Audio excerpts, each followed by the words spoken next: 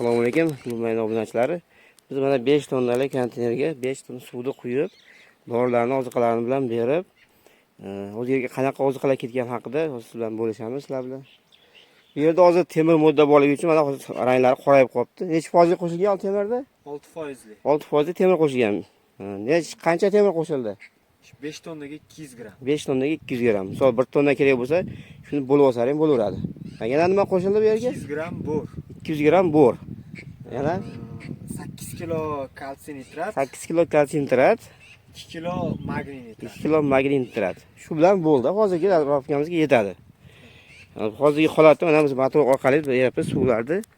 Sizlarga mana hozirgi turgan klublarimizga qanday holatda berilayotganini aytib qo'yishimiz kerak. Sizlar uchun mana bizda ancha klerinavlarimiz, hozir hamma navlarga beriladi bu yerda. Nechta nav bo'lsa, hammasiga bo'lib beriladi. Mana bu yerda ko'ryapsizlar. Gullar o'sha mevalar jarayoni ketyapti bizda klerinavlarimizda. Hozirgi shular berib tursa, hozir afzal. Meva bor, davrlarda ham bo'ladi, gullash davrida shu navlarni dorilarni berib tursa bo'laveradi.